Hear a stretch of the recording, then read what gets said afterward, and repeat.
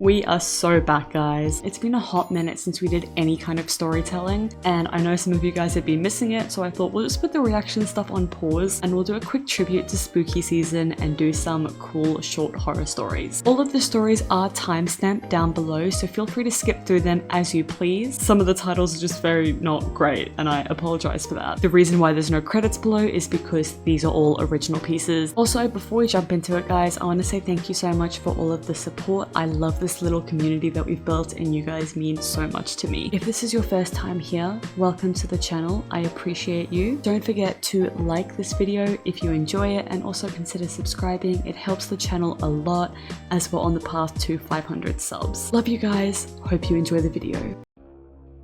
The doll that won't stay put. Alright, I'm honestly freaked out and I need some advice. I've always been a sucker for antique shops, especially the ones with old toys and dolls. There's something about them that just draws me in. But I think I screwed up with this one. I found her at this small, out-of-the-way shop about 2 months ago. She's one of those Victorian-era dolls. Porcelain face, curly brown hair, and those creepy blue eyes that seem way too lifelike. She was kind of grimy and cracked in places, but I thought she'd look cool on the shelf of my bedroom. The owner barely glanced at her when I took her up to pay. He just mumbled something like, "Hope you know what you're getting into." I brushed it off. I mean, people love to act spooky about old stuff, right? Anyways, I took her home, cleaned her up, and set her on the shelf of my room. For a few days, nothing weird happened. But then, I started noticing things. First, I'd find her in different positions, nothing major at first, but maybe an arm would be in a different spot or should be slightly tilted. I thought I was imagining it, but it got worse. One morning I woke up and she was sitting on the floor. I hadn't touched her, I swear, and no one else had been in my house. I should have thrown her out then, but I didn't. I convinced myself that maybe I'd knocked her off the shelf in my sleep or something. But a few nights later, I woke up around 3 AM, feeling this heavy, uneasy pressure in the room. You know when you can feel someone watching you? That's when I saw her, sitting on the foot of my bed. Her glassy blue eyes were staring straight at me, and her head was turned at this odd angle. I know I didn't put her there. I hadn't touched her since the last incident. I grabbed the doll and threw her in the closet, slamming the door shut. That should have been the end of it. But the next morning, the closet door was wide open, and she was back on the shelf. It's like she was mocking me. The dream started soon after. I dreamt of a little girl, face pale and cracked like the doll's, whispering my name in the corner of my room. I'd wake up drenched in sweat, and the doll always closer than when I'd left her.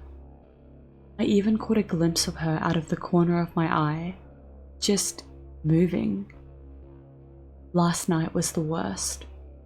I woke up to the sound of soft giggling, childlike, but wrong, distorted. The doll wasn't on the shelf anymore. She was standing, yes, standing, on the windowsill, facing out into the dark. I couldn't move. I couldn't breathe. It felt like she was keeping me there, frozen in place. When I finally forced myself to get up, I threw her in a box and shoved it in the attic. I don't care if I look like an idiot, I'm done. But now I keep hearing noises up there. It's like something scratching at the floor. Or maybe trying to get out. I don't know what to do. Should I burn her, bury her? I'm scared if I try to get rid of her, she'll come back, and she'll come back angry. Has anyone else dealt with something like this? Is there a way to stop whatever's happening before it gets worse? The night I saw him. I'm not sure why I'm even writing this. Maybe because I need to get it out of my head, or maybe just because I need someone to believe me. Either way, I can't sleep after what happened last night, and every time I close my eyes, I see him. It all started a few weeks ago. A couple of my friends were talking about these clown sightings that had been happening in the area. You've probably heard of those creepy clowns that pop up around Halloween, lurking in parks or by schools just to scare people. At first, I thought it was a joke, some stupid prank or urban legend.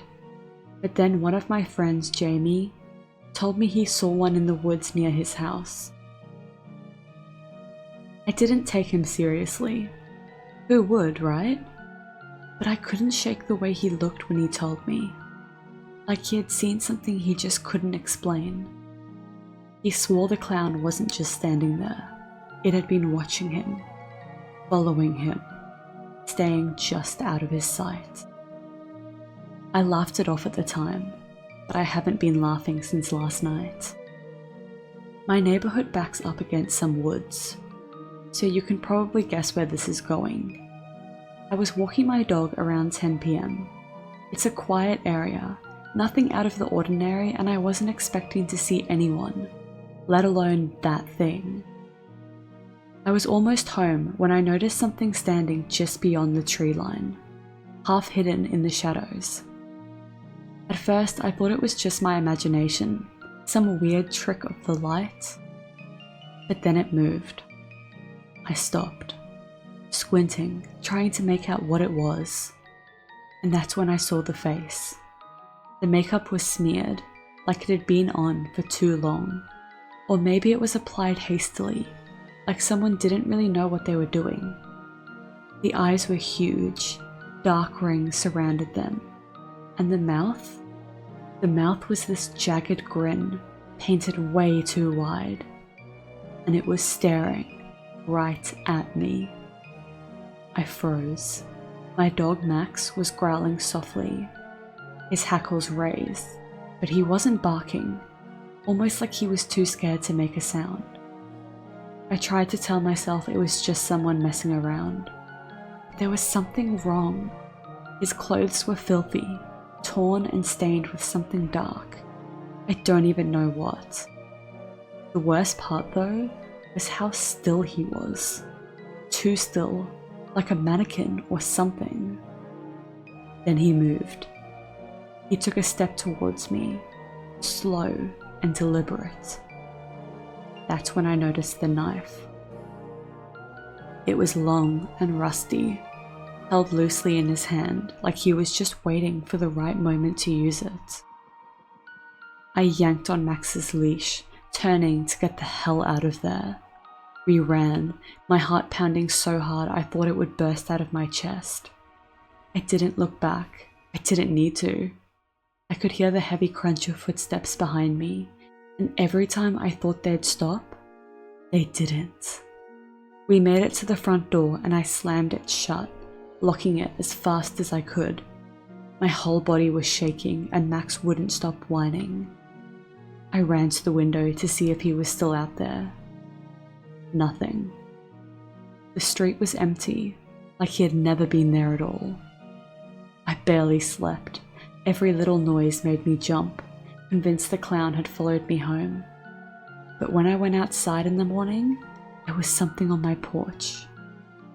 A balloon, red, tied to my front door handle.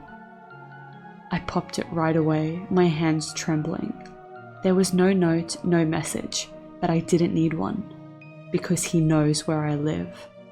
I don't know what to do. Call the police? Surely they'll think I'm crazy. It sounds insane even to me, but I'm not making this up, and I'm not the only one who's seen him. Jamie hasn't answered my call since yesterday, and I'm starting to wonder if he's okay. If anyone else has seen something like this, please tell me what you did, because I don't think this guy is done with me. Not yet. The Midnight Game. So yeah, I know how dumb this sounds, I get it, but my friends and I thought it would be fun to play a ritual game we found online. It's called the Midnight Game.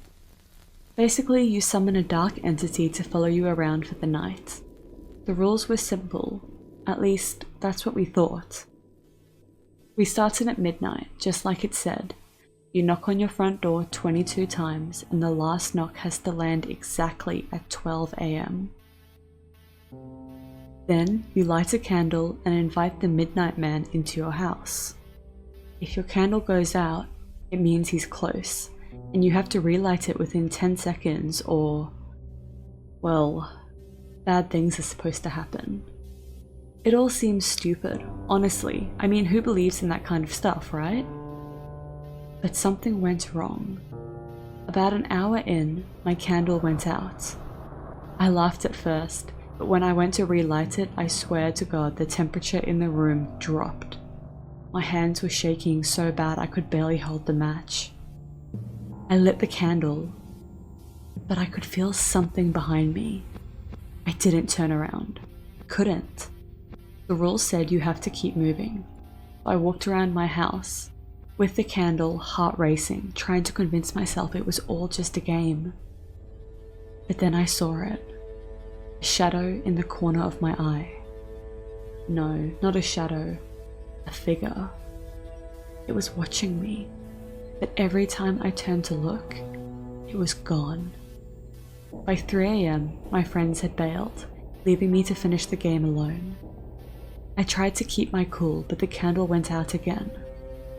This time in complete darkness. I felt this cold breath on the back of my neck, like something was just inches away. I scrambled to relight the candle, but I could hear whispering, low and menacing, like it was in my ear. When the candle finally flared back to life, I saw something standing in the hallway. It didn't have a face, just a silhouette, tall and looming. I bolted for the front door, but it wouldn't open. I swear I felt it getting closer, the air around me thick with something wrong. I didn't finish the game. I broke the rules. Now I hear knocking at my door, 12 AM every night, and no one's there. Whatever I invited in, it's not leaving. The disappearing town. So this happened about a month ago, and I still don't have an explanation for it. I was on a road trip, driving through some rural areas, when I saw this little town that wasn't on my map. It had this old world charm, Victorian houses, cobblestone streets, the whole vibe. I decided to stop for the night, thinking it would be a nice break from driving. And at first everything seemed normal. The people were friendly, if not a bit too friendly. They all asked me the same thing. Are you planning to stay? I didn't think much of it at the time, just figured it was a small town thing. I stayed at this quaint little inn, but as soon as the sun went down, the whole atmosphere changed. The streets emptied and everything went eerily quiet. I swear I saw people watching me from behind their curtains. But when I looked, they'd vanish. When I tried to leave the next morning, my car wouldn't start. I figured I could walk to the next town, but no matter which direction I went, I ended up right back where I started, in the middle of the town square. I asked the shopkeeper for help, and he just smiled at me. A kind of smile that didn't reach his eyes. "You can't leave," he said. "Not until it's your time." I spent the next few days trying to get out, asking for rides, looking for buses, anything, but it was like the town didn't want me to go. The people kept asking if I planned to stay, and when I said no, they'd just smile, that same creepy smile. On the third night, I woke up to find the entire town standing outside the inn, staring up at my window. Their eyes were blank, like they weren't even human anymore. I don't know how I managed to get away, but I ran. I ran for hours and hours until I finally stumbled onto a highway where a passing car picked me up. When I tried to find the town again on the map, it wasn't there. I've looked everywhere online and it's like it never existed. I have no idea what that place was, but I'm terrified it's still out there, waiting for someone else. The man in the mirror. I never believed in ghosts or anything supernatural, but what's happening to me now, I don't know what else it could be. It started a few months ago. Every night at exactly 3:15 AM, I'd wake up and see this figure in my bathroom mirror. Not my reflection, something else. It's just standing there, a dark shadow, barely visible unless I focus on it. At first, I thought it was a trick of the light. I live alone, so it's not like anyone could be there with me. But it kept happening. Every night, same time, and every night, the figure seemed closer. One night, I got the courage to get out of bed and check the bathroom. The mirror was fogged up, like someone had been close to it, breathing on it. But I hadn't used the bathroom in hours. I wiped the mirror. That's when I saw it. Handprints. Small, smudged handprints on the glass. Like a child had pressed their fingers against it. The figure is still there. I can feel it watching me. I've tried covering the mirror, but the feeling doesn't go away. Now I'm waking up with bruises on my arms, like something's grabbing me in my sleep.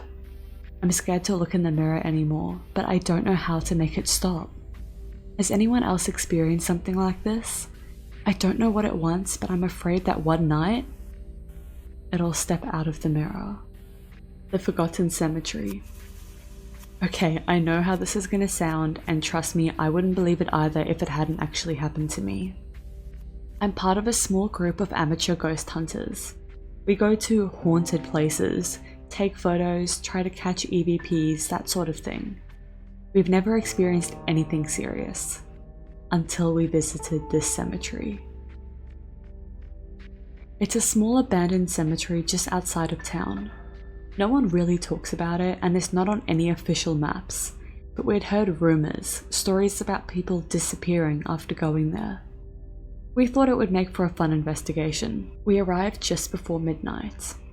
The place was overgrown, headstones tilted and cracked, like it had been forgotten for decades. The air felt heavy, oppressive, and the deeper we went into the cemetery, the more it felt like we weren't alone. We set up our equipment, and almost immediately strange things started happening. Our cameras wouldn't focus, and the temperature kept dropping, even though it was a warm night. Then we heard it. A whisper. Faint at first, like the wind, but it grew louder. Leave now. My friend thought it was a prank, maybe someone messing with us. We were the only ones there. When we tried to leave, the path back to the car was gone. I'm not kidding. The trees had shifted. The layout of the cemetery had changed, and we couldn't find the way out. Panic set in, and we split up to look for an exit. That's when I saw them. Shadowy figures moving between the headstones, just out of reach, like they were watching us. One of them got close, and I swear I could feel it. Cold, like death itself. I ran. I don't know how, but I eventually found my way back to the car. When I looked at the footage we recorded, there were faces in the trees. Faces watching us. I haven't been back since, and I don't plan to. I don't know what we disturbed that night, but I'm certain that something followed me home. I hope you guys really enjoyed that, and that all those stories made up for the lack of storytelling over the past few weeks. Also, I want to quickly make an announcement before you guys head off. My Twitch, when I started this whole content creation thing, I started out with Minecraft videos. I do still do Minecraft content on my Twitch. Leading up to Halloween, this last week or 2 weeks before Halloween, I am going to be doing some horror modded Minecraft, and I suck at horror-based like gaming.